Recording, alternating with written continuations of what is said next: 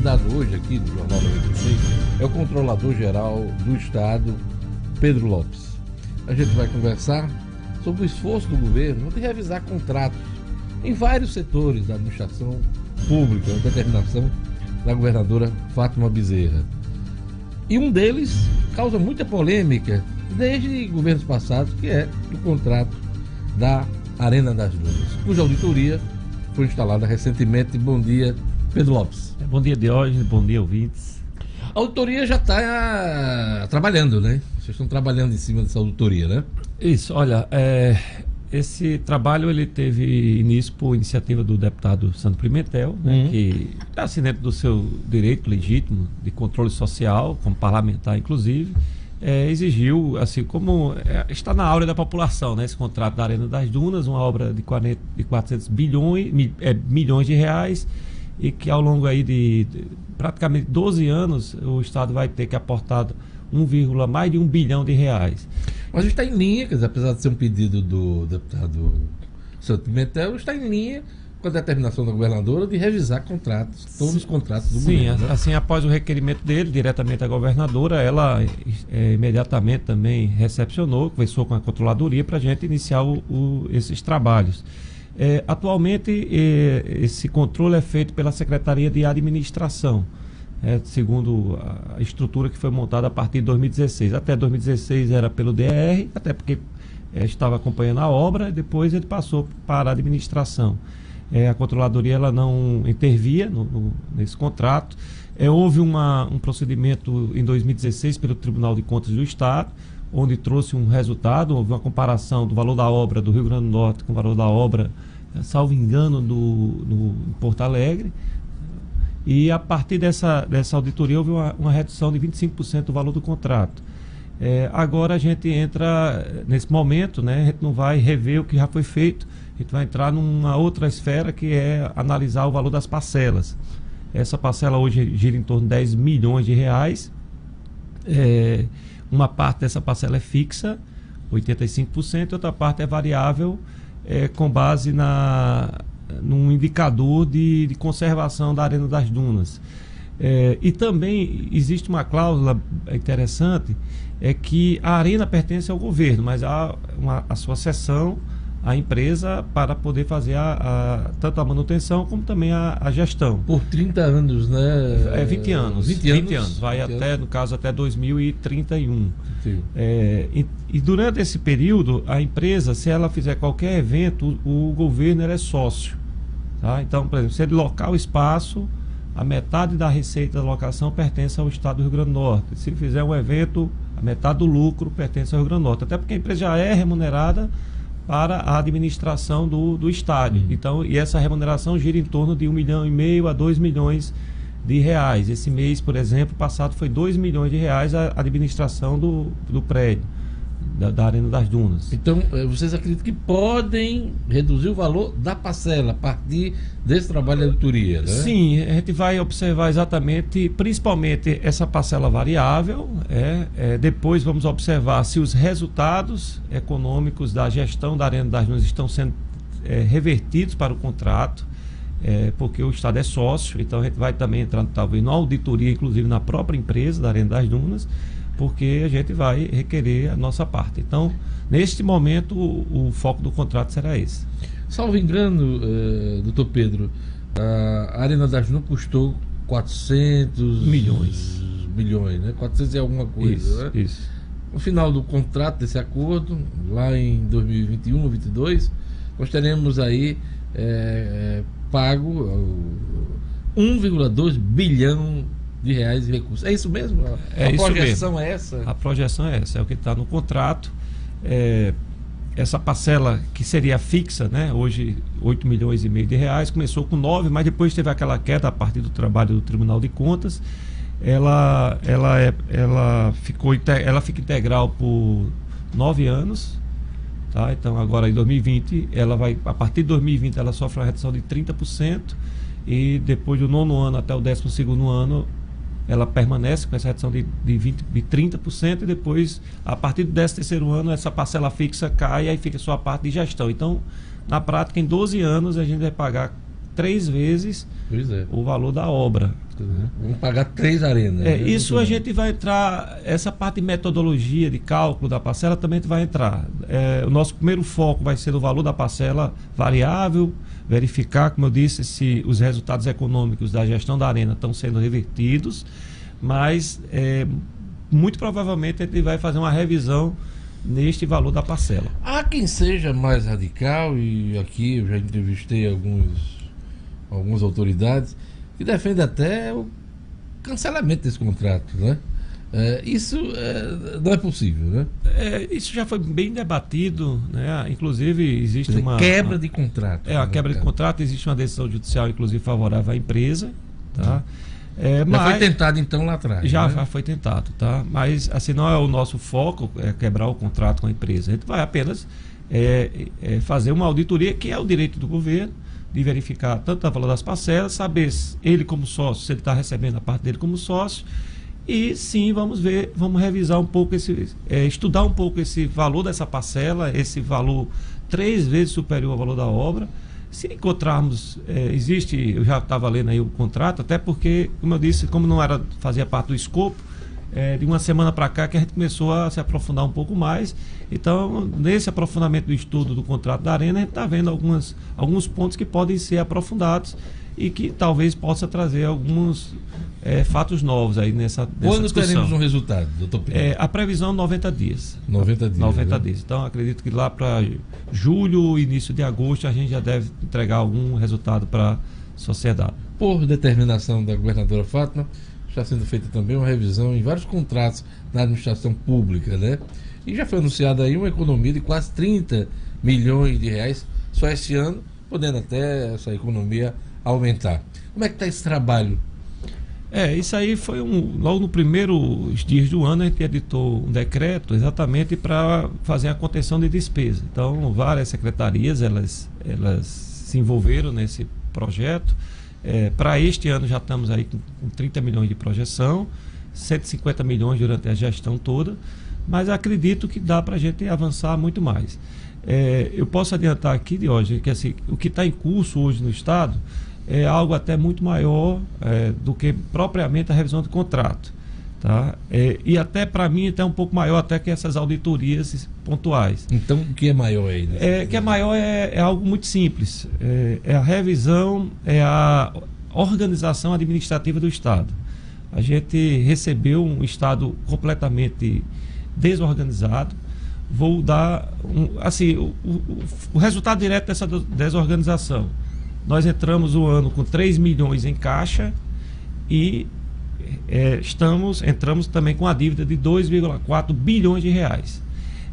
Do ponto de vista conceitual, pela Lei 4.320 do Direito Financeiro, isso não era para acontecer. Se a gente tivesse cumprido a lei, dentro dos ritos da lei, nenhuma despesa pode ocorrer se não houver empenho, leia-se, não houver orçamento, e orçamento está muito relacionado com o financeiro. Quer dizer, se o Estado do Rio Grande do Norte tivesse feito o seu dever de casa, cumprido a lei, em nenhuma hipótese você teria 3 milhões de caixa e 2,4 bilhões em dívida. Se eu não me engano, o único Estado que conseguiu respeitar a lei de responsabilidade fiscal e fazer isso que o doutor Pedro acabou de lembrar, foi o Estado do Espírito Santo, que na última quadra conseguiu encerrar a administração com superávit e com as contas em dia. Se eu não me engano, foi o único Estado da Federação. Eu não vou entrar nem nessa questão da gestão específica, mas pelo menos no equilíbrio, de você ter dinheiro para pagar suas contas, claro. Né? Falando em superávit.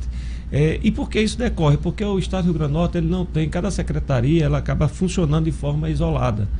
E não havia um controle geral sobre as operações. Então, por exemplo, uma secretaria ela receberia uma autorização legislativa para gastar R$1 milhão, mas por uma falta de controle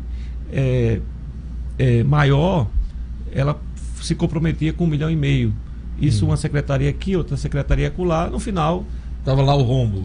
Ficou esse buraco inteiro. Né? E aí tem a questão também, tem que voltar um pouquinho na história, tem também a questão da própria pressão dos poderes sobre o Poder Executivo na hora da confecção do orçamento, querendo mais recursos.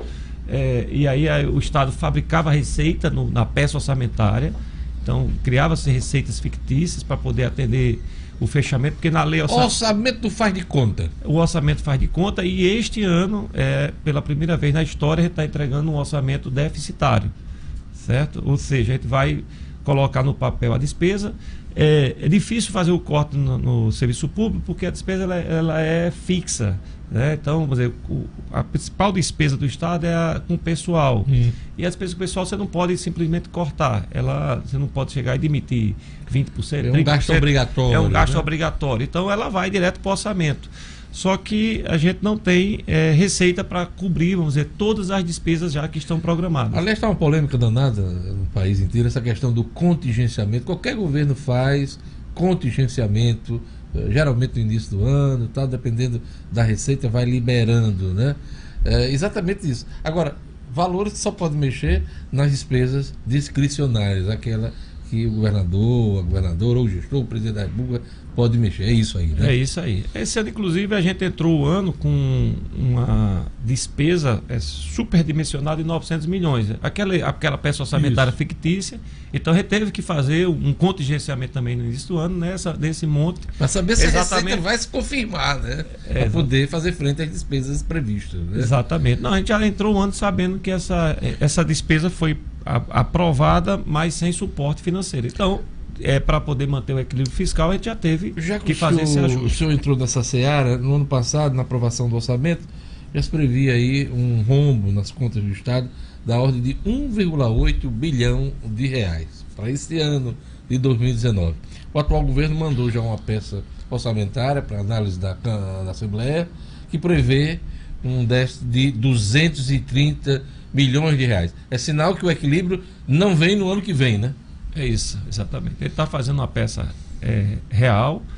A nossa previsão é que esse equilíbrio chegue no orçamento de 2021. 2021, quer dizer, no terceiro ano da atual gestão, né? No terceiro ano. Agora, isso, claro, passa pela seguinte estratégia.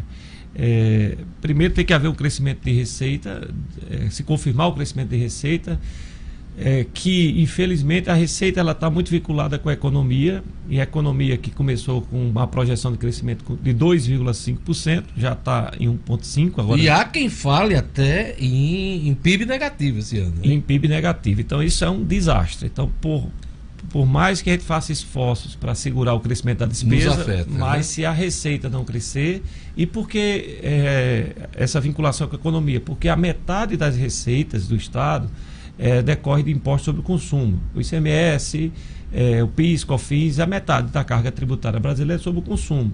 Então, e o consumo é exatamente o movimento da economia. Então, se a economia não girar, você não arrecada, a arrecadação cai. Apesar de que no início desse ano a arrecadação do Rio Grande do Norte vai bem, né? Vai bem. Um crescimento, né? Mas pode ter um movimento de queda a partir de agora, é isso? É isso.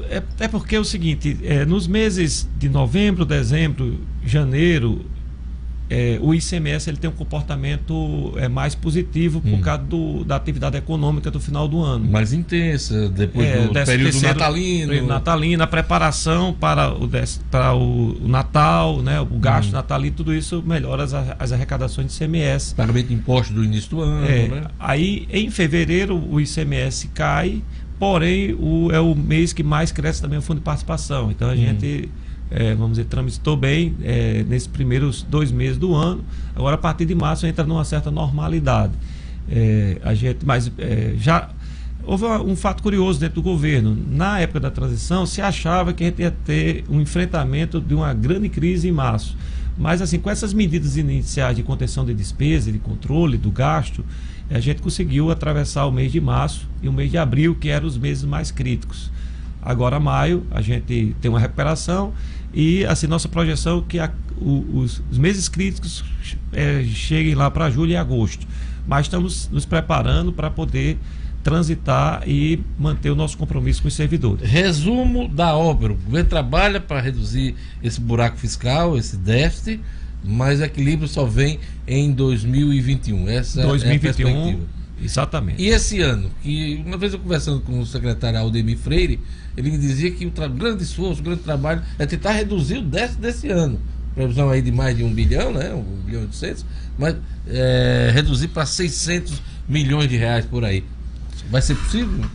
Estamos trabalhando para isso, tá? O grande, como nós destacamos aqui há pouco, o maior gasto do executivo, quando tira assim todas as transferências para municípios, o próprio Fundeb retira aí o recurso para os poderes, o pagamento da Arena das Dunas, a dívida pública, todos os compromissos, os compromissos, aí fica lá pessoal, custeio investimento, investimento zero. O Tesouro ele não tem R$1 para investimento. Pessoal que o senhor fala também já incluindo Previdência, né? Previdência, tá?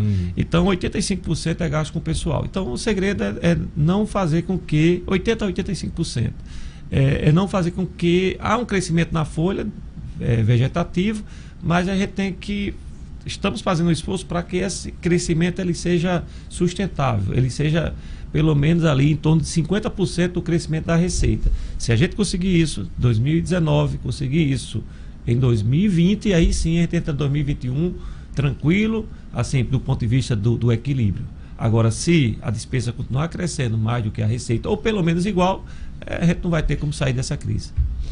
Controlador-Geral do Estado, Pedro Lopes, há uma pressão muito grande para o pagamento das folhas em atraso dos servidores.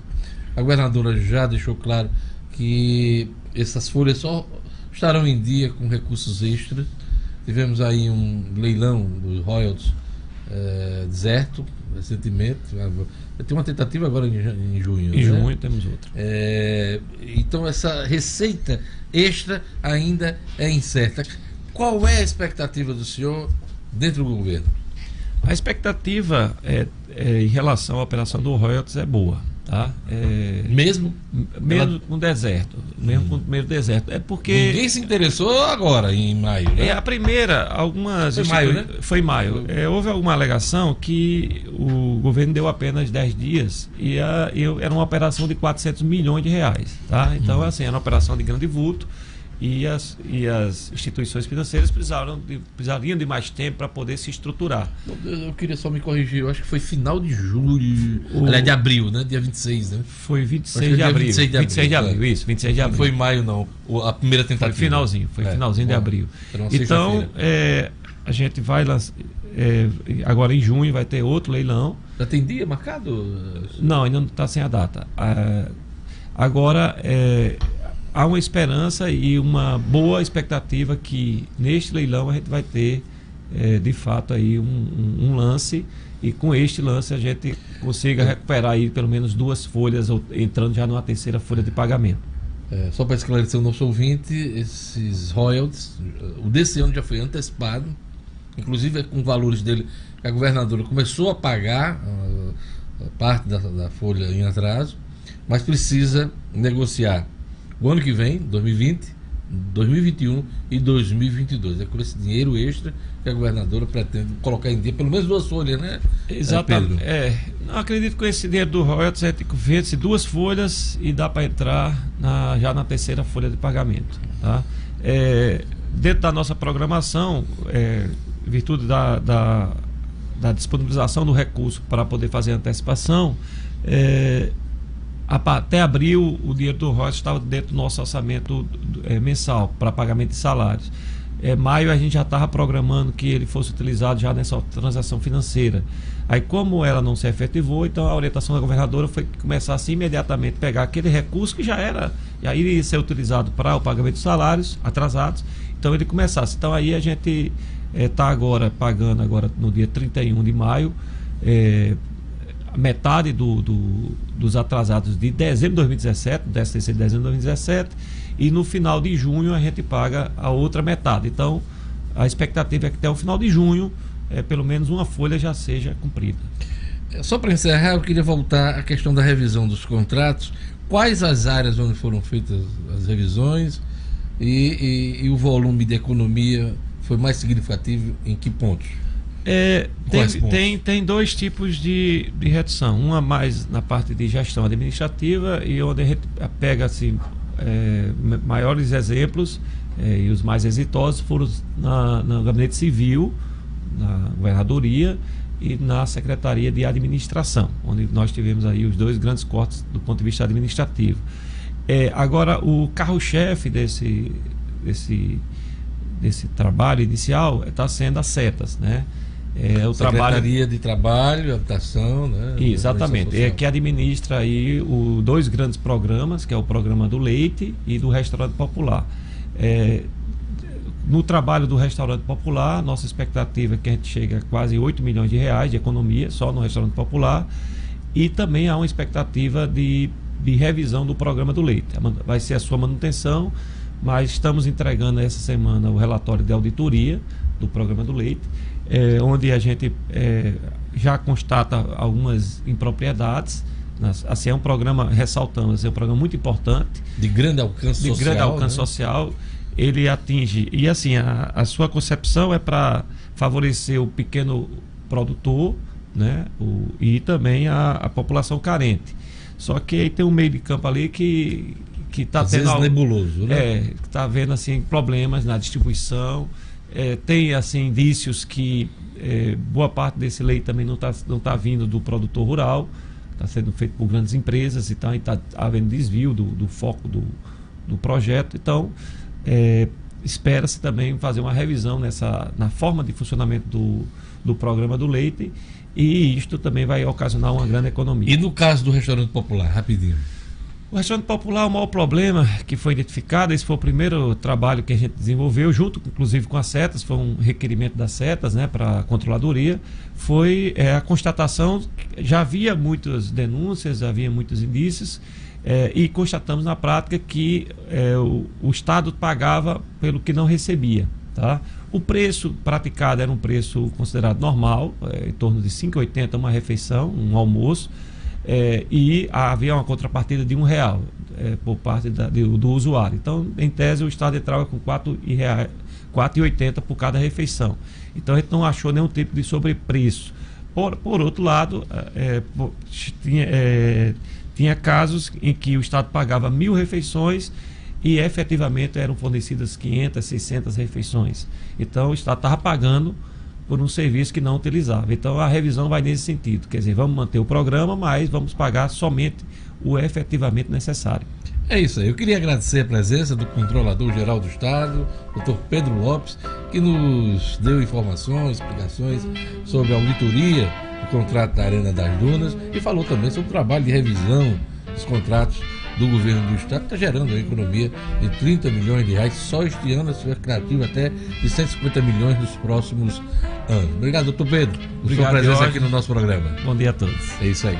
Você acompanhou do Jornal 96, hein? Pacotão de bondades, perdoa multas aplicadas aos partidos políticos. O presidente Jair Bolsonaro afirma que grande problema do Brasil é a classe política. Rio Grande do Norte não pode reduzir ICMS do querosene de aviação. Homem que provocou morte de professor de dança segue em prisão preventiva. Candidatos ao Enem sem isenção tem até quinta para pagar a inscrição. Globo perde para o Ferroviário e cai para a 8ª posição. Pois é, são os principais assuntos que você acompanhou aqui no Jornal 96. Vem aí, Padre Francisco Fernandes, com Fé na Vida, e eu sigo aqui, com Fé nos Homens. Até amanhã, no Jornal 96.